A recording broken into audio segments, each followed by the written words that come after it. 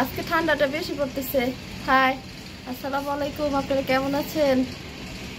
প্রচুর ঠান্ডা পড়ছে সকালবেলায়, তো ভাবলাম যে ক্যামেরাটা অন করি, আপনাদের সাথে একটু কথা বলি। এই যে দেখেন হাতগুলা কীভাবে লম্বা লম্বা হয়ে যেতেছে। যে আজকে বছরের প্রথম দিন, দেখেন দেখেন আমার হাত কেমন হয়ে যেতেছে। তো ভাবতেছি যে না, শীতের সকালটা আপনাদের সাথে একটু শেয়ার করি। তো চলেন আপনাদের সাথে কিছু দেখাই।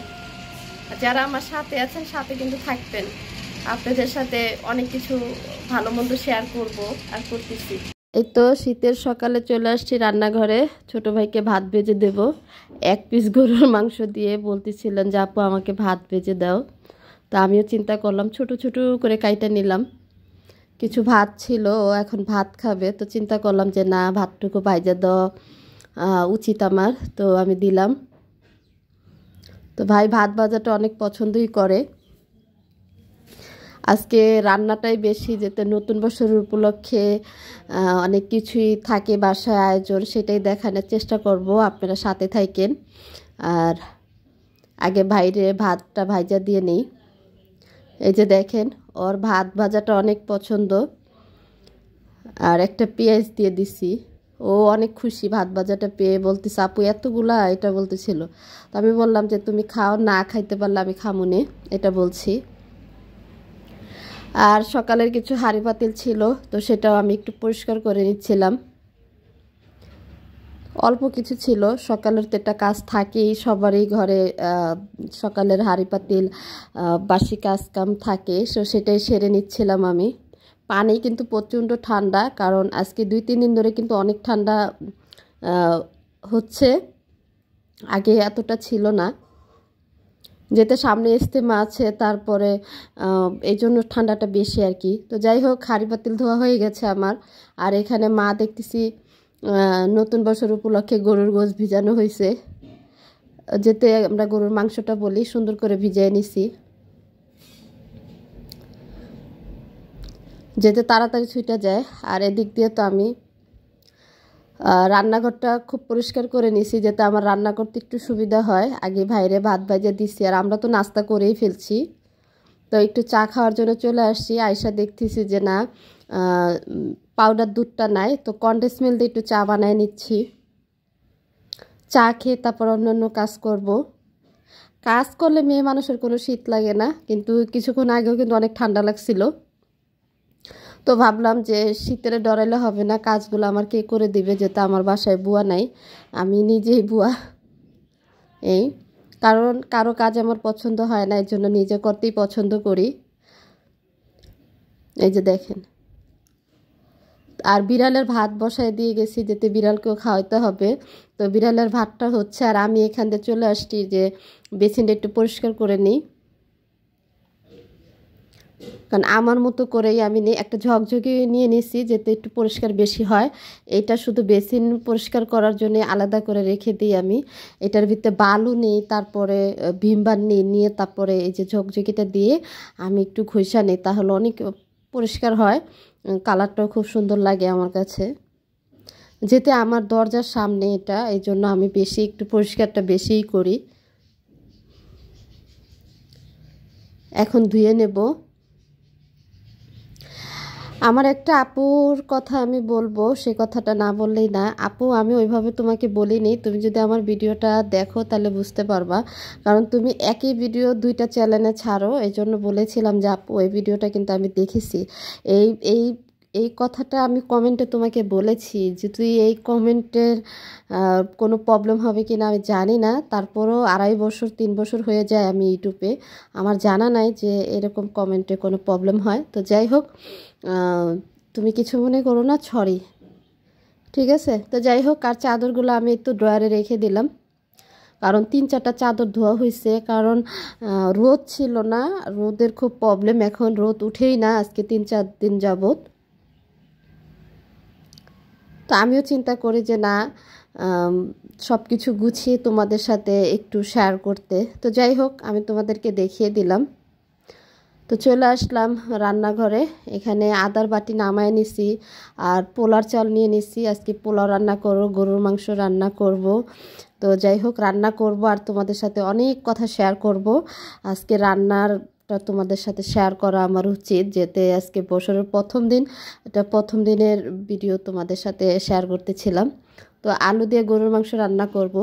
আর ওই যে দেখো আমার বিড়ালের মাছ ভিজানো, কারণ বিড়ালকে মাছ দিয়ে ভাত দিতে হবে। ওরা ফিশটা খুব পছন্দ করে, রান্নার কোনো জিনিসই খাইতে চায় না, কাঁচাটা খুবই পছন্দ করে। আর এই যে দেখো আমি মাংসটা খুব সুন্দর করে ধুয়ে নিতেছি।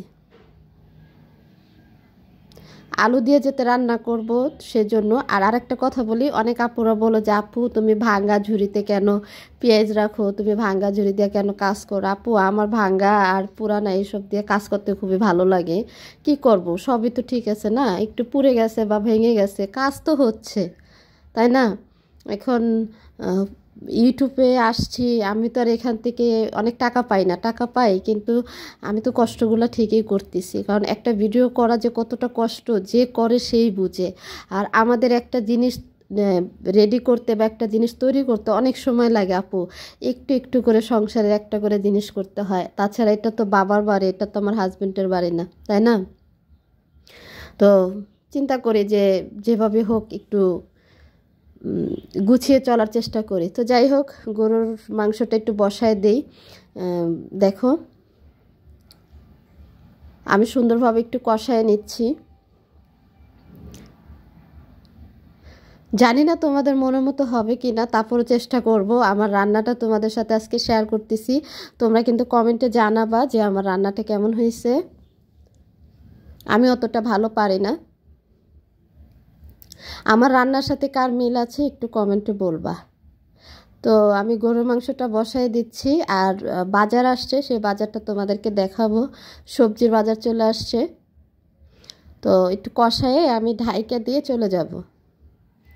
এই তো একটু কষায় ঢাইকা দিয়ে আসছি। আর এখানে কাঁচা সবজির বাজার আসছে, সেটাই শেয়ার করতেছিলাম। লাউ শাক, লাল শাক এটা নিয়ে আসছে। এই যে দেখো, মা তো বাছাবাছি শুরু করে দিছে। তো আমি চিন্তা করলাম যে কোনো সবজিই ছিল না, শুধু গরুর মাংসটাই ছিল বাসায়। তো টমেটো আনতে বলেছিলাম, টমেটোটা নিয়ে আসছে সালাদ করার জন্য। আর দেখি কি কি আনছে, কাঁচামরিচ। দেখছো তোমাদেরকে কত ভালোবাসি, কারণ আমি একটা সুতাও করি না, তোমাদেরকে না দেখে রাখি না, সব কিছুই শেয়ার করি ভালো মন্দ। কারণ তোমরাই আমার একটা ছোট্ট একটা পরিবার, তোমরাই আমার সব, তোমাদের সাথে শেয়ার করি। আমি কিছু করতে চাই লাইফে, সেটাও শেয়ার করব। দেখো আর দুইটা ফুলকপি নিয়ে আসছে, কারণ আমি বলেছিলাম যে ফুলকপি আইনো। ফুলকপি আমার কাছে অনেক ভালো লাগে, শীতের সবজি বলে সব সবজি ভালো লাগে। আর এই তো লাল আলু, দেখছো? এই যে আজকের বাজার এটা। তো আবারও চলে আসলাম রান্নাঘরে। দেখো আমি কষিয়ে নিচ্ছি, এখন আলুটা দিয়ে দেব। আর আমার মা, দাদি, নানি তাদের থেকে শুনেছি যত নাকি মাংস কষানো হবে তত নাকি ভালো। আর বিশেষ করে আমার হাজব্যান্ড কিন্তু আমার হাতের মাংস রান্নাটা অনেক পছন্দ করে। এই যে দেখো লাল আলু দিয়ে নিছি, কারণ আমাদের বাসায় কিন্তু একটু আলুটা বেশি পছন্দ করে, এই জন্য। আর সিনার মাংসটা রান্না করতেছিলাম আজকে, কিন্তু রান্নার ভিডিওটা তোমাদের সাথে মূল দেখা, এই জন্য দেখানোটাই উদ্দেশ্য ছিল। আর এখান দিয়ে নিয়ে নিচ্ছি আমি পোলাও বসাবো। তো আমি ওই চুলাতে দিয়ে দিছি। দেখো কষায়া তারপর একটু গরম পানি দিয়ে একটু ঝোল দিয়ে ওই চুলায় বসায় দিছি। আর এই চুলার ভিতরে আমি পোলাওটা বসায় দিচ্ছিলাম। আর পোলাওটা কড়াইতে নেওয়ার কারণ হয়েছে যে আমি যাতে একটু ভাইজা নিতে পারি। পোলার চালটা যদি একটু ভাইজা নেওয়া যায় তাহলে কিন্তু পোলাওটা একদম ঝরঝরা হয়, কোনো প্রবলেম হয় না, একটু ভালো লাগে, অনেকটাই ভালো লাগে, একটু না অনেকটাই ভালো লাগে। আর এখানে আমি যেতে 2 ভাই আর মা 3 জন মানুষ, তার জন্য আমরা 3 পট চাল নিয়ে নিছি। দেখো এত পোলাও খাওয়া যায় বলো? ছোটো বোন তো পোলাও খাইতেই চায় না, আর আমারও অতটা পছন্দ না, অল্প একটু, এই জন্য চালও কম দেওয়া হয়েছে। তো ভালো করে ভাইজা আমি একটু পানি অ্যাড করে নিলাম। দেখো আমার রান্নার সাথে কার কার মিল আছে তোমরা কিন্তু কমেন্টে জানাবা। এই যে দেখো পোলাওটা কত সুন্দর হয়ে গেছে, দেখছো? আমার কাছে কিন্তু ভালোই লাগে, খারাপ না। আর এই তো যেতে আলু দিয়ে মাংসটা, সেটা কিন্তু এখনো হয় নাই, হয়ে যাবে আর কিছুক্ষণ। জিরা দিয়ে নামায় ফেলবো। আর এদিক দিয়ে নিয়ে নিছি লাউ শাক। লাউ শাকটা ভাজি করব নতুন বছর উপলক্ষে। আর একটা ছোট মাছ রান্না করব, আর কিছুই না। তো যাই হোক, তো ভালো থাকো। আজকের ব্লগটা এই পর্যন্তই। জানি ভালো লাগবে না। টাটা, বাই বাই, আল্লাহ হাফেজ।